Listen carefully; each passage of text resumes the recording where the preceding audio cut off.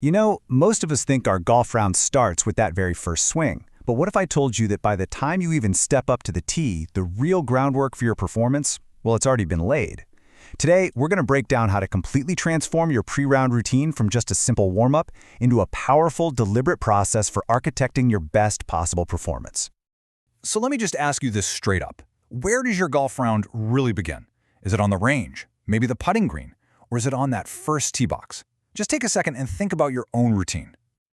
The answer? It's not on the first tee. It's not even at the golf course. The quality of your round, believe it or not, is decided long before you ever even think about swinging a club. And this right here, this is the central idea of this entire explainer. You've got a choice. You can either be a passenger for the day, just letting things happen to you, or you can be the architect, deliberately building the mental and emotional state you want to bring out onto the course. I mean, just look at the difference here. The passenger, they wake up, immediately grab their phone, rush through the morning, and show up to the course already in a state of reaction. But the architect, oh, they start with calm. They start with intention. They build their state piece by piece. And today, we're going to learn how to be the architect. So how do we actually do that? How do we become the architect? Well, it all starts with the very first phase, the morning activation. This is where you set the entire tone for everything that's about to follow, right from the second you open your eyes. Okay, so those first 10 minutes of your day, they are absolutely critical. Instead of reaching for your phone and getting hit with a flood of emails and news, you're going to awaken with intention. You create a calm space by just avoiding that digital noise for 5 minutes. That alone lets your brain shift from being reactive to being conscious.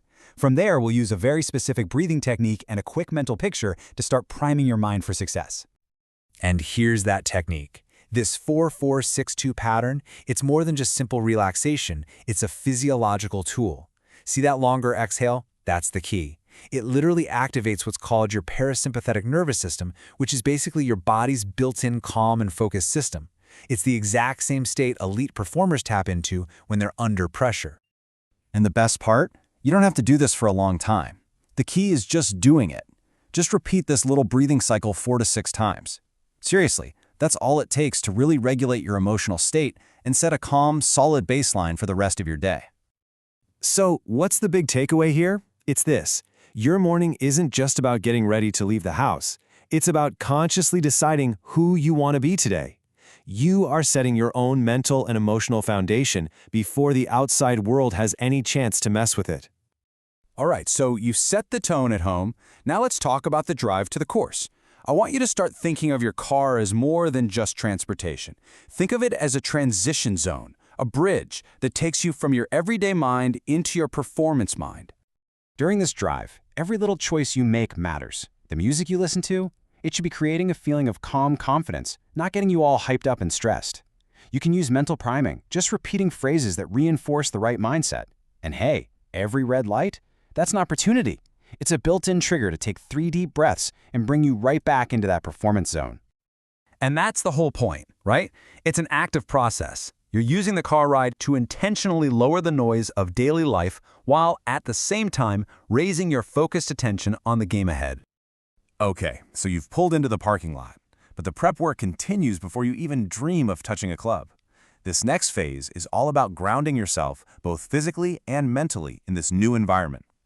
So the first step is so simple, but it's incredibly powerful.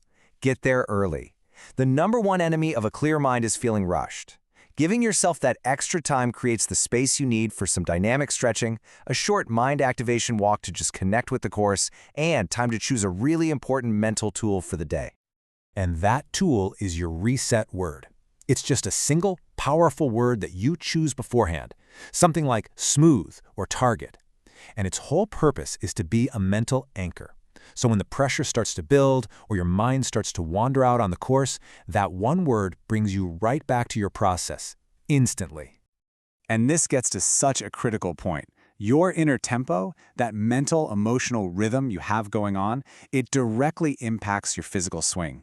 So by centering yourself before you even start warming up, you're basically setting the internal beat that's going to guide the physical one. All right, it's time to hit the range, but hold on.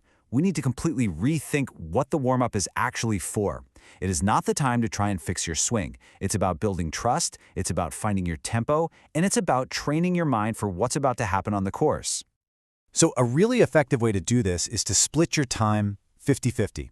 Spend the first half of your range session just on technical rhythm work, feeling your tempo with some wedges, finding a smooth, easy motion. And then for the second half, you shift gears completely to full pre-shot routine repetitions, simulating the exact process you're going to use on the course. And for these reps, you go through the whole shebang. You pick a very specific target, you visualize the shot, you rehearse the tempo, use your cue word, and then you hit the ball. But the most important step here, it's number 6, respond neutrally. No matter where the ball goes, you're training your commitment to the process, not judging the outcome. And this, honestly, might be the most important mindset shift of the whole pre-round routine. The goal is not to leave the range with a perfect swing, it's to leave feeling connected to your process and trusting your game. You want to walk to that first tee feeling ready to go, not second-guessing every little thing about your mechanics. Okay, this is it. The final transition. These last 5 minutes before you tee off, this is all about making that final shift from a practice mindset to a compete mindset. It's like one last tune-up for your nervous system to get it into a state of calm readiness. And a fantastic mental tool for this is something called the 2 boxes. Behind the ball, that's your think box. That's where you make all your decisions, choose your club, visualize the shot. But once you step up to the ball, you enter the play box. And in here, all the thinking is done. Your mind goes clear, your focus is only on the target, and you just swing with trust. So when you put it all together, what does it look like? It looks like this. This slide pulls everything into one clear roadmap. From that centering breath first thing in the morning, all the way to that final thought on the tee, you can see the entire journey. It's not a bunch of random tips, it's a structured, repeatable process for building your performance state from the ground up. So I'll leave you with this final thought. The next time you go out and play, don't just evaluate your score at the end. Evaluate your preparation. Ask yourself this one simple question. Did I begin today in a state of readiness, or was I just in a state of reactivity? The answer to that question? Well, it'll tell you everything you need to know.